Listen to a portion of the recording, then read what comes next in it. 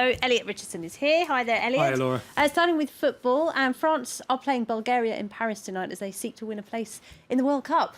Well, absolutely. I think it's a match that France are going to be expected to win, but a word of caution as well. So it's a match that still sends shivers down the spines of some French football fans. It's France against Bulgaria at the Stade de France on Friday night in a crucial 2018 World Cup qualifier. For Les Bleus fans, though, many will remember that goal by Bulgaria's Emil Kostadinov back on November 17th, 1993. Well, that stoppage time winner at the Parc des Princes deprived France of a place at the 1994 World Cup in the United States and sent Bulgaria to the finals instead. Current boss Didier Deschamps played in that game. Well, France will be eager to get off the mark against the Bulgarians, having suffered a disappointing draw against Belarus in their Group A opener last month. Atletico Madrid pair Antoine Griezmann and Kevin Gamero could lead the home side's attack after their outstanding early season displays in Spain.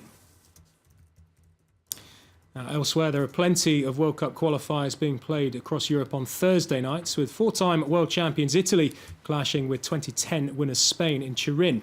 Italy are defending a 10-year unbeaten home record in World Cup and European Championship qualifiers. That's a run stretching back 51 matches. Elsewhere in Europe, Euro 2016 semi-finalist Wales travel to Austria looking for their second successive win in Group D. Now, surprise Euro 2016 quarter-finalist Iceland welcome Finland to Reykjavik, while in the same group, Croatia travel to Balkan rivals Kosovo and Ukraine face a tough trip to Turkey. And a look ahead to Friday's qualifiers with European champions Portugal, who lost their opening Group B game, hosting Minnows Andorra, while there's a regional derby in Greece, who hosts Cyprus in Athens in Group H. In France's group, the Dutch will be favourites against Belarus in Rotterdam, while world number 2 side Belgium welcome Bosnia-Herzegovina to Brussels. Now, Argentina face crunch World Cup qualifiers in the South American section with a double-header against Peru and Paraguay. While the world's number 1 ranked sides have endured an uninspiring start under new head coach Edgardo Bauza, having beaten rivals Uruguay and drawn to bottom of the table Venezuela. Argentina are third in the South American qualifying table behind Uruguay and Brazil. Bauza's men play Peru in Lima on Thursday before a home game with neighbours Paraguay next Tuesday. But they're going to be missing the injured Lionel Messi. Having Lionel Messi, it's kind of an imbalance because you don't have that kind of talent in other positions. He's the best in the world, but we do have the possibility of bringing in players that are on a very high level to replace him, players who can play to high standards. What I care about is that the team works well. Now to tennis, and Gaël Monfils is through to the quarterfinals of the Japan Open after beating compatriot Gilles Simon in straight sets in Tokyo. Monfils looked to be cruising to victory against his good friend as he took the opening set 6-1, but the number 2 seed ran into difficulty in the second. Simon fought back superbly, and Monfils appeared to twist an ankle when 4-1 down in the second set. But after receiving treatment, Monfils then took the next 5 games to close out a 6-1, 6-4 victory and set up a last 8 clash with Ivo Karlovic.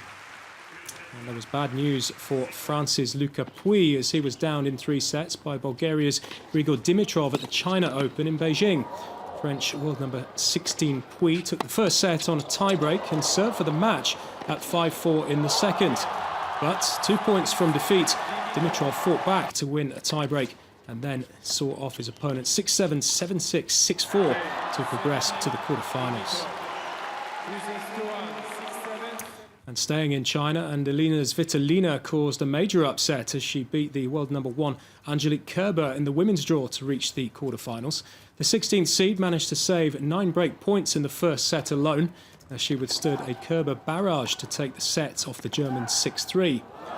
Kerber, the Australian and US Open champion, broke early in the second as she looked to level the contest, but the Ukrainian showed tremendous reserves of energy to break Kerber twice and secure a memorable 6-3, 7-5 victory. She faces Australia's Daria Gavrilova in the last 8.